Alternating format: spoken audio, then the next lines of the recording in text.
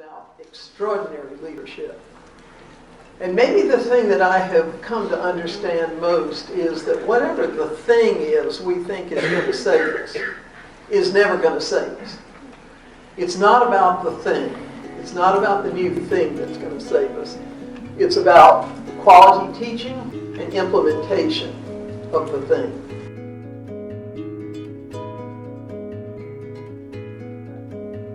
I mean, I don't think it's going to be any shock, but there are plenty of problems with the ways that our schools are structured. There are problems with what we're asking students to do and how we're asking them to learn.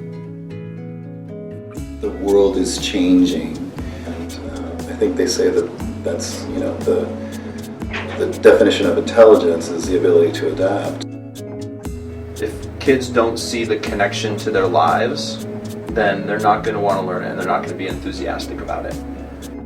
When they graduate from high school, if they didn't read A Tale of Two Cities, are they going to be okay? I live in a town of 800 people and have grown to appreciate what the small school has to offer. I live on a small farm and I go to one of the biggest high schools in the state. As a senior in high school, I'm moving on to the next phase of my life, college. But I'm concerned about the current education system I'm leaving behind. We are working together to get our message out. The way schools operate is not working for every student. We are trying to help bring something new to education. What we have to tell you about is not some new tool. It's not a new app, or a new textbook, or a different test. It's not the new thing, it's a new mindset.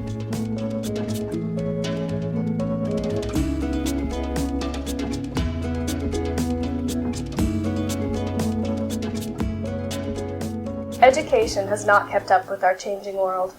Here are some of the problems we see with our current system. First, school isn't preparing us for life in the 21st century. Our education system is beyond antiquated. It was designed during the Industrial Revolution to better prepare young men and women to work in factories. Since then, our world has changed, but our school system is still very similar. The problem with education is that the world is changing so rapidly, and education hasn't changed to meet the needs of how the world is changing. And so, the metaphor we learned is that we really need to remodel education, that there are some things that are really powerful and strong, but there are definitely some things we need to change in order to help students to prepare for that changing world. School isn't allowing us to explore what we're passionate about. From what I can tell, a lot of students who want to take, I want to take design and illustration, and I was somewhat discouraged from doing that when I brought it up because I'm on the college track, and that's what I've been told is a reason not to take the Hanford Career Center, and I think that that's a problem. Our current system allows students to do the bare minimum and still graduate. Running my first graduation as a principal and watching my students walk across the stage, I just remember this one student in particular who had just written me a letter like 2 weeks before over some discipline issue. And reading the letter, I was like, oh my God, like this kid is, there's just some real, even just basic communication stuff that's not, for some reason, somehow the student has made it from pre-K to 12, is graduating with one of our diplomas, and isn't doing, this was at Montpelier where, writing was a basic graduation requirement, was struggling with that. We're sending this kid into a college situation. He's going to need remediation. He's going to spend a lot of money, you know what I mean? And we weren't able as a system to somehow, we just let him go from class to class to class to class, right? In the end, not every student is able to succeed after high school. In most cases, it is not the fault of our teachers or the students. This is the flaw with the entire system. That's where Act 77 comes in. Act 77 was passed in Vermont in 2013 and is designed to make students more successful and learning more accessible. There are 3 main objectives for the Act. 1, to encourage creativity within schools. 2, to prepare students for a life after high school. And 3, to promote post-secondary education in Vermont. This isn't the first time people have tried to create change education. We've seen fads come and go without any significant improvement. So what makes Act 77 so different? the fact that our state is giving us, it's not just permission, right? They're giving us a dictate to be more student-centered. Again, to go back to that, to be more thoughtful of who the student is sitting in front of you, to be more thoughtful about a student's strengths and challenges instead of just trying to normalize everybody. I love that about Act 77. And to teach you that your education isn't just downloaded onto you, but it's something that you go out and have to actively pursue. And our state's saying, yeah, go ahead and do that, right? The purpose of Act 77 is to change the educational landscape by creating more opportunity for students to take control of their own learning. And I think one of the catchwords of Act 77 really is personalization. I think that the Act 77 has built a really positive impact in the community just in the way that people want to know about it, and I think that it's bringing people together who want to learn, and then it's also bringing people together in a way that to put Act 77 into our school system and that sort of thing.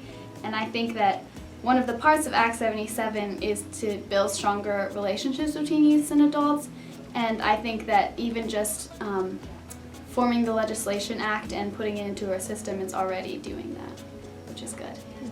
Act 77 has the support of administrators, educators, and students across the state, but it won't succeed if we don't take advantage of the resources available to us. There are many different components to Act 77, and maybe you've heard of some of them. Personalized learning plans, work-based learning, dual enrollment, and early college. Act 77 makes these and other resources more accessible for students. This act has allowed us to take a course called What's the Story, in which we have developed this film. What's the Story is a course that works through Act 77 and allows students to not only research a social issue of their choice, but work to make a real change. The classroom experience is dynamic, student-driven, and student-focused. The environment of this classroom is constantly shifting and opening up my eyes to the idea that knowledge is everywhere and the best ideas arise based on not where you are, but rather on who you are with. What students accomplish and What's the Story is entirely up to them. In my school, every English class is the same. You write the same essays over and over again. Here we are completing interviews, doing research, making videos, and making a difference. This class is something different, and it is breaking the mold. Teachers serve as facilitators rather than instructors. We are forced to be creative, even when we don't want to be, and the teachers are not hovering over our shoulder, but rather guiding us from a distance. We have spent the last several months in this class putting together this film, researching, filming, and producing. We chose to research education reform in Vermont because we want to make sure every student gets the most out of their learning. We see this act as very important because if Vermont high school students can be successful, the economy can be as well. Act 77 is all about the purpose of education, to help students succeed. And that brings us back to something Carol Tomlinson said.